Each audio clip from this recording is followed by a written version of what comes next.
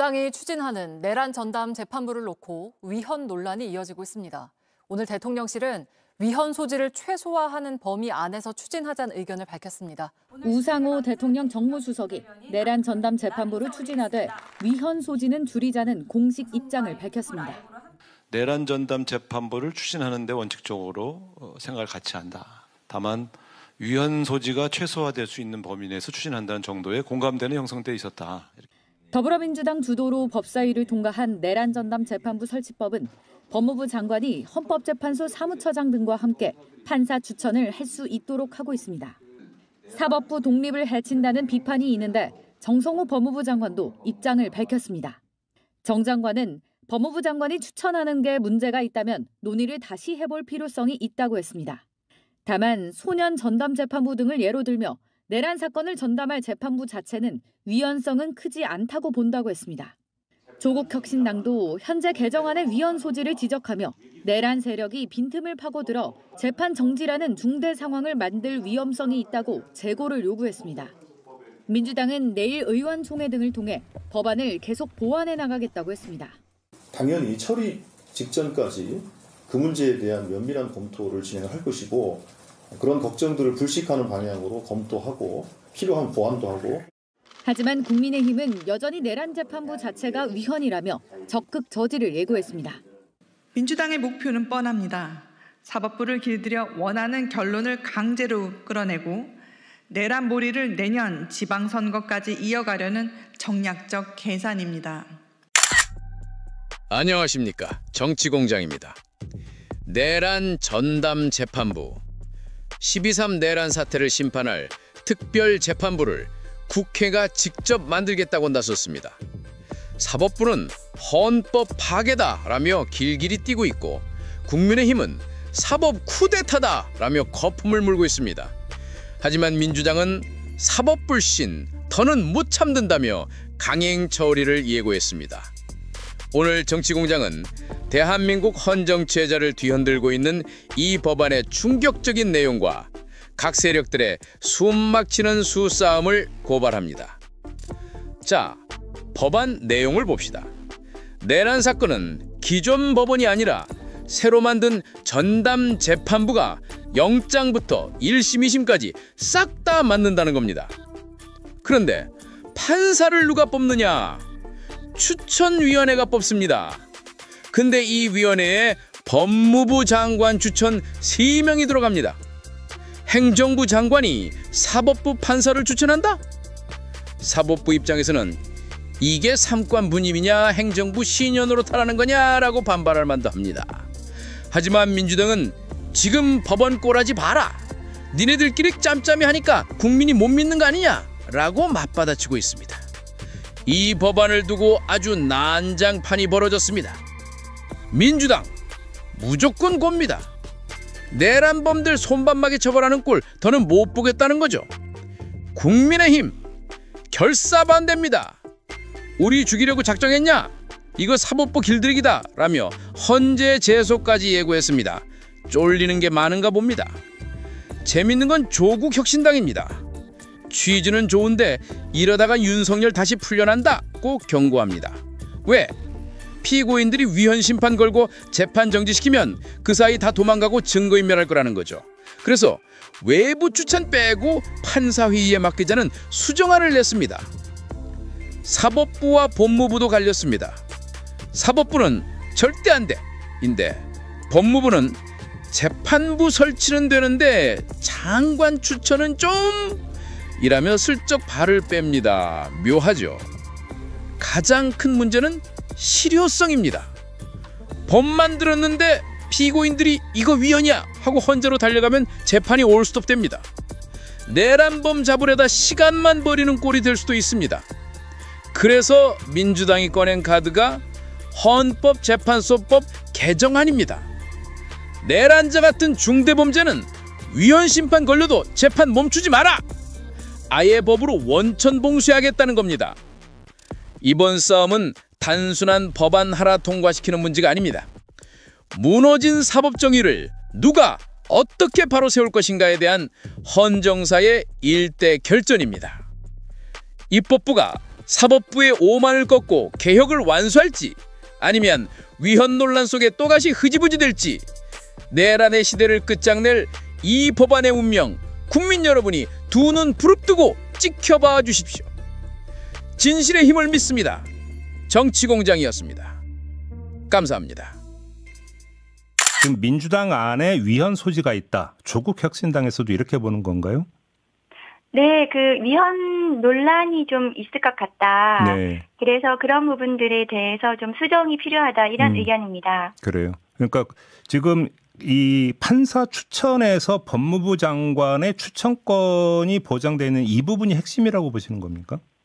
네, 우선 이제 위헌 논란의 핵심은 첫 번째는 이제 외부에서 이 판사들이 추천되는데 관여하게 되면은 정권 분립에 반하는 것이 아닌가. 네. 그리고 그 전담 재판부를 구성하게 되면 특정한 사건에 대해서 이제 사건의 무작위성, 배당의 무작위성 이런 것들을 침해해서 대법원장의 인사권을 침해하는 것이 아닌가. 이런 두 가지 논란이 있는 것 같아요. 예. 그래서 그 두 가지 부분에 대해서 가장 문제없게 하는 것은 대법원에 아마 대법원 예규상 전담 재판부를 각급 법원장이 구성하도록 되어 있습니다. 네. 그래서 각급 법원장이 전담 재판부를 구성하면서 판사 회의를 통해서 구성을 하면 대법원 규칙 예규에 따라서 구성하는 것이 되고 그렇게 되면은 전체적인 위헌 부분은 완전히 불식하게 될 텐데요. 그렇지만 지금 이 논란이 나온 배경이 내란 범죄에 대한 재판이 제대로 되지 않고 있다는 국민적인 불신 때문 아니겠습니까? 예.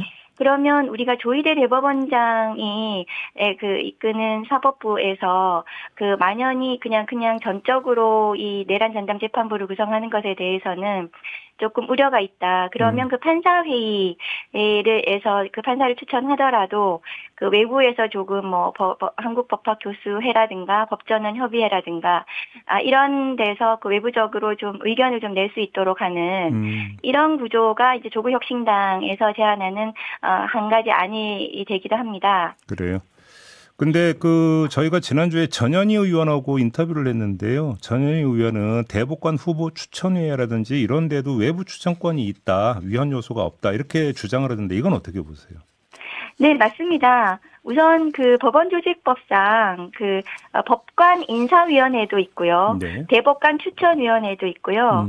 추천위원들이 외부위원들이 다 인정이 되어 있습니다. 네네. 그러니까 외부에서 추천했다는 이유만으로 위헌 요소가 있다. 이렇게 보는 것은 저는 너무 과도한 해석이 아닌가 생각이 들고요. 예. 그리고 이번에 저희가 법사위에서 통과한 법이 내란 전담 재판부에 판사를 추천하는 위원 하는 것이 판사를 추천하는 것이 아니라 외부위원이 그러니까 외부에서 위원을 추천하는 겁니다. 네. 그러니까 외부에서 판사를 추천할 수 있도록 하는 위원을 추천하는 거기 때문에 그렇기 때문에 직접적으로 판사를 추천하는 것과는 좀 다르다. 그러니까 정리를 하면 특정 직책, 예를 들어서 대법관이 되든 뭐가 됐든 특정 직책을 맡는 판사를 외부에서 추천할 수 있지만 특정 사건을 맡는 판사를 외부에서 추천하는 건 문제가 있다. 이렇게 봐야 되는 겁니까?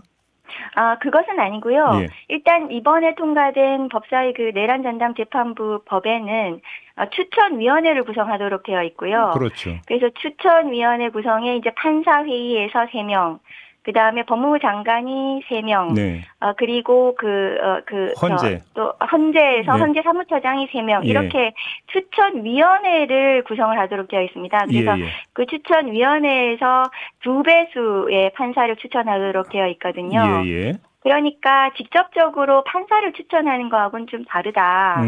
그래서 지금 이제 문제가 되고 있는 위헌 논란에 대해서는 조금 오해가 있는 것 같다는 생각이 들고요. 예. 그리고 실제로 대법관을 추천을 하고 있지 않습니까? 외부에서. 네네네. 그렇다면 이것은 판사를 직접 추천하는 그것도 법원조직법에 인정이 되어 있는데 추천위원을 추천하는 이 부분은 하고는 좀 다른 것이 아닌가. 그래서 위헌성 부분에 대해서는 크게 문제가 없다고 봐서 법사위에서는 이 법이 통과가 됐습니다. 그런데 그럼 왜 문제가 되는지 다시 한번 정리 좀 해주세요. 그러면. 왜 그런데 위헌 논란이 왜 그럼 이게 가라앉지 않는 걸까요? 네, 그럼에도 불구하고 그 헌법 101조에 따르면 네. 사법권은 법관으로 구성된 법원에 속한다 이렇게 되어 있습니다. 예. 그러니까 이 법원에 속한다는 부분이 이제 법원의 대법원장 인사권 이고 그러면 이 대법원장 인사권은 이 재판부를 구성하는 권한, 판사를 임명하는 권한, 판사를 인사하는 권한 이 부분에 있어서 이 내란 재판에 대한 대법원장의 인사권 그리고 그 법원 그 각급 법원의 재판부 구성에 관한 권한을 그 이 외부에서 새롭게 이 내란 재판에 대해서 추천위를 구성하는 것은 그게 한 번도 있어본 일이 없었기 때문에 그래서 아마 위헌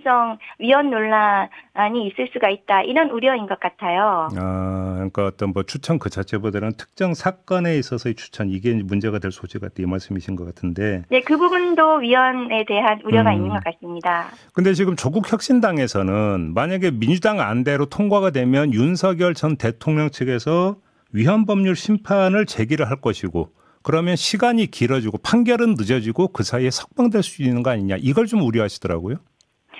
우선은 이제 내란 전담 특별법이 그 전담부 특별법이 입법이 되면은 윤석열 피고인하고 그 대란 공범들이 위헌법률 심사 제청을 하고 그럼 재판부가 이제 제청 여부를 결정을 할 거거든요. 그렇죠. 근데 이제 법원에서 이 부분에 대해서 위헌에 대한 의견을 계속 밝히고 있기 때문에 아마 위헌 제청을 할 가능성이 높지 않습니까? 네네. 그러면 이 헌법재판소법 42조에 따라서 재판이 정지된다는 규정이 있어요. 그래서 재판이 정지가 되면 그 위헌 심판에 대한 결정이 날 때까지 이 법원에서 피고인을 보석 등의 형식으로 풀어줄 가능성이 있는 것이 아닌가 하는 우려입니다. 네. 그런데 그 헌법재판소법 42조 1항 단서에 따르면 긴급한 경우에는 재판을 정지하지 않도록 하는 또 규정도 있습니다. 네네. 그래서 구속사건 같은 경우에는 재판이 정지되지 않을 수도 있고요.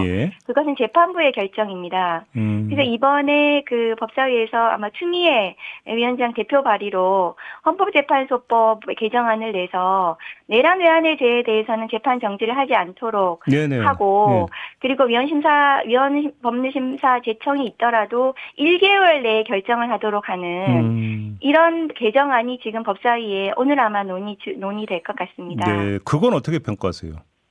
그 부분은 아마 그 국민들께서 이 위헌 법률 심판 제청이 있으면 재판이 정지가 되고 피고인이 풀려날 그런 우려에 대한 법이 그 개정안이 될 수 있을 것 같고요. 네. 그 법으로는 그 부분에 대한 우려가 불식될 수 있을 거라고 생각합니다. 그리고 헌법재판소법에도 긴급한 경우에는 정지하지 않도록 한다는 규정이 있기 때문에 그 법 취지에 따라서 법이 개정안이 나온 것 같습니다. 네, 그러면 정리를 하면 조국 혁신당이 수정안을 냈는데 자 내란 전담 재판부 설치는 당연히 찬성이고 그럼 이제 어떻게 구성할 것이냐 조국 혁신당의 안은 어떤 걸까요? 조국 혁신당은 두 가지 안인데요.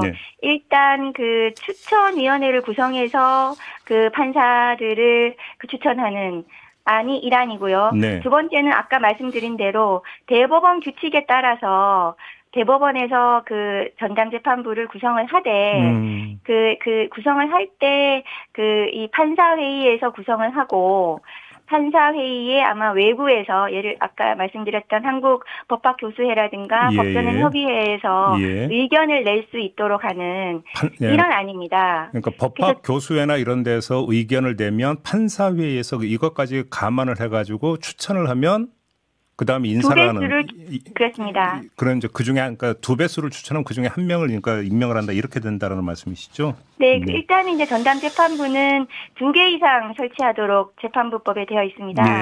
그래서 아마 뭐 그 2개 이상이니까 1심 재판부 2개면은 6명이 될 거고요. 그렇죠. 2심 재판부도 6명이면은 그 12명 중에 24명이 아마 추천이 되겠죠. 그렇죠. 그러면 그 중에서 아마 대법원장이 임명할 수 있도록 하는 그런 안입니다. 알겠습니다. 법 왜곡죄에 대해서는 어떻게 평가하세요? 법 왜곡죄는 실제로 많은 선진 국가들, 독일 등 국가에서 시행이 되고 있는 제도이고요. 최근에 이제 지기현 판사가 형사소송법을 정면으로 위반해서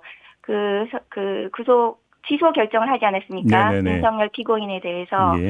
그런 경우에도 법을 왜곡해서 그 구속 취소 결정을 했다고 봐서 네. 법 왜곡에 해당할 수 있습니다. 그리고 실질적으로 판사나 검사들이 그 법을 그 위법 부당하게 왜곡하는 경우에는 그것이 법의 심판을 받을 수 있도록 해야 합니다. 네. 그리고 그 독일 같은 경우에도 최근에도 그 2023년도에도 판사가 법을 그 심각하게 왜곡해서 그 처벌받은 사례가 있습니다. 그 징역형이 선고가 됐고요. 그래서 판사와 검사 같은 경우에도 법을 왜곡하는 경우에는 처벌을 해야 된다. 다만 이제 그 왜곡이라는 표현이 좀 불명확하다라는 그렇죠. 그런 예. 비판이 있어서 예. 이번에 통과된 법 왜곡죄에는 굉장히 세심하게 구체적으로 유형화했습니다. 아, 예. 그래서 3가지로 유형화해서 그것이 그 명확하게 그 법 왜곡이라는 것이 무엇인지를 명확하게 규정을 하고 있습니다. 아, 그 유형이 그러니까 규정이 되어 있다. 그래서 네, 그렇습니다. 왜곡이 무엇인지에 대한 어떤 해석의 해석을 네, 둘러싼 그렇습니다. 논란 여지를 없앴다 이런 말씀이실까요? 네, 논란의 여지를 없앴습니다. 예를 들면 증거를 조작했다거나 네. 이런 이 굉장히 구체적인 유형을 저희가 규정을 하고 이런 경우에는 왜곡이다. 그래서 왜곡한 경우에는 처벌하는 이런 규정입니다. 알겠습니다. 내란 전담 재판부에 대해서 대통령실이 어제 입장을 내놨죠? 그렇습니다. 어제 용산에서 열린 이재명 정부 6개월 성과보고 간담회에서 우상호 정무수석은 단과 대통령실은 내란 전담부를 추진하는 데 생각을 같이 하고 있다고 말했습니다. 영상 좀 봅시다. 내란 전담 재판부를 추진하는 데 원칙적으로 생각을 같이 한다. 다만 위헌 소지가 최소화될 수 있는 범위 내에서 추진한다는 정도의 공감대는 형성돼 있었다. 자, 추천위에 이제 법무부 포함되면 위헌 소지, 네. 그렇게 다툴 여지가 있다는 조국혁신당 이제 지적이 있었단 말이죠. 그리고 민당 내에서도 여러 의견이 있어서 의총을 거친다고 하니까 현재 발의된 법안이 일부 수정 보완될 가능성도 네. 그런 가능성도 없지 않은데 그런데 내란 전담 재판부 추진 자체는 변함이 없어요. 그리고 이런 말도 덧붙였어요. 앞으로의 법률안도 지켜본다. 그렇습니다. 앞으로 진행되는 모든 법률안의 논의를 지켜보겠다고 우상호 수석은 말했습니다. 앞으로 진행되는 모든 법률안 관련된 논의는 당내 논의를 존중하고 지켜보는 선에서 대통령실은 입장을 견지하고 있다 이렇게 말씀을 드리겠습니다. 저게 무슨 말이냐면은 정청래 대표 표현대로 하지만 특검 2기. 네. 예, 이제 종합특검이라고 하지. 특검 1은 내가 쓰는 말이지 참. 정청래 대표 표현대로 하자면 종합특검. 특검 2기가 관련 법안이 아직 발의가 안 됐거든요. 그러니까 그래 특검 2기를 먼저 거론할 수는 없지만 그걸 기다린다는 말을 정치적으로 표현한 거예요. 예. 자, 이에 대해 사법부가 전국 법원장 회의를 열어서 입장을 내놨죠. 그렇습니다. 전국 법원장 회의에서 비상계엄 전담 재판부 설치 법안과 법 왜곡죄 신설 법안은 재판의 중립성과 사법부에 대한 신뢰를 훼손한다는 입장을 내놨습니다. 자, 저런 입장 내놓을 줄 알았는데 위헌성이 크다. 이 말은 전시도 사변도 아닌데 윤석열이 계엄을 선포했을 때 그때 했었어야죠. 그리고 의원들이 계엄 해제하려고 할 때 계엄군이 국회 난입해 그걸 막으려고 하는 게 생중계 됐었는데 그때 그 누구보다 법을 잘 아는 사법부가 크게 외쳤어야죠. 저렇게 하는 건 위헌이라고. 근데 그때는 오히려 계엄의 합법성을 추인해 주려고 했던 거 아닙니까? 그날 12시 46분 조선일보 기사 보면은 계엄 사령관에게 사법권을 준다는 거 아니에요? 그리고 계엄 사령관 지시에 따르겠다는 거 아닙니까? 위헌성이 크다는 건 저 때 외쳤어야죠. 그리고 재판의 중립성, 이 말은 조희대 대법원장이 파기환송으로 이재명 후보 날려버리고 대선에 직접 개입하라고 했을 때 그때 사법부의 판사들이 다 같이 외쳤어야 하는 말 아닙니까? 파기하고 사건을 서울 고등법원에 완송한다. 저 때 외쳤어야지. 재판의 중립성. 그리고 내란 주요 피의자들 영장이 전부 기각되고 최혜병 영장 기각률 90%에 이르고 그럴 때 사법부 내 누군가는 외쳤어야지. 재판의 중립성. 사법부 신뢰 훼손도 마찬가지예요. 이 말은 지기현 판사가 윤석열을 탈옥시켰을 때 전 국민이 벙찐 저 장면을 무기력하게 지켜봤는데 우리 모두가 그때 절대다수 판사가 이게 말이 되냐고 사법부 신뢰 훼손된다고 외쳤어야지. 윤석열과 김용현의 내란 재판, 그 엄중한 국사 재판을 레크리에이션 강사처럼 진행하고 있는 바로 지금. 재판님 왜 이렇게 공사들한테 너무 너그러우십니까? 아이고, 그럴 리가 있나요? 지금 괴롭히고 있지 않습니까? 그랬으면 제가 이런 거를 죄송합니다. 그냥 지켜보는 다수 판사들이 사법부 신뢰를 얘기하면 그게 귀에 들어옵니까? 구태타하고 독재가 반복됐던 우리 20세기 역사 때문에 사법부가 마지노선 역할을 해주길 기대하는 국민들의 바람, 희망이 있어요. 그래서 불리한 판결이 나더라도 정치권도 사법부 판단을 존중한다 고 말하는 관례가 있어요. 그게 87년 이래로 우리 사회가 힘을 합쳐서 축적해온 사법에 대한 그런 우리 사회 기본 신뢰라는 게 있었거든요. 네. 그거는 사법부 스스로 혼자서 쌓은 게 아니에요. 우리 공동체가 과거를 교훈 삼아서 다 같이 사법부를 지켜주려고 한 덕에 가능했던 건데, 근데 그게 지난 1년간 완전히 무너져 내렸는데 그 책임은 조희대 대법원장에게 전적으로 있습니다. 그리고 그 조희대 대법원장에 침묵하는 다수 판사들에게 있습니다. 그래서 올해 여론조사 보면은 공적 기관 중 사법부에 대한 신뢰가 가장 큰 폭으로 떨어져서 꼴찌예요. 꼴찌 수준. 이게 올해 5월인가 조사할 거야 아마. 작년까지만 해도 항상 헌재하고 비슷하거나 헌재 다음으로 높았어요. 작년에도 헌재 다음으로 높은데 사법부는 이 신뢰의 상실을 어떻게 회복할 수 있을지 스스로 심각하게 고민해야 되거든요. 근데 그러는 대신에 마치 자기 잘못은 없고 입법부가 자기를 괴롭힌다는 식으로 계속 반응하고 있어요. 애들도 아니고 지난 1년간 스스로 크게 신뢰를 잃었다는 걸 도무지 인정을 안 하는 거예요. 인정을 안 하니까 신뢰 회복을 위한 아무런 조치도 안 하지. 그 과정에서 내란 청산이 지연되고 있는 거 아닙니까? 지연될 정도가 아니지. 이러다가 윤석열 풀려날지도 모른다는 그런 걱정을 우리 사회가 하고 있는데, 그럼 이걸 그냥 손 놓고 지켜보라는 거예요, 우리 보고? 사법부 자존심 상할지 모르니까? 그로 인해 우리 국민들이, 우리 공동체가 있게 되는 피해는 어떡하고? 왜 그래야 돼요? 자기들은 공무원 아니야? 내란 재판은 누가 뭐래도 설치되는 겁니다, 이제. 특검 위기도 마찬가지고. 이 계엄을 누가 언제 어떻게 기획했고 누가 언제 어떻게 체포명단을 작성했는지 그런 가장 기초적인 것조차 벌써 내란 1년이 지났는데 아직도 몰라. 근데 어떻게 여기서 그만둡니까? 이재명 대통령 말처럼 나치 전범 추적하듯이 시한을 정하지 않고 이런 일이 다시는 없도록, 꿈도 꿀 수 없도록 이번에는 끝장을 봐야 하는 거예요.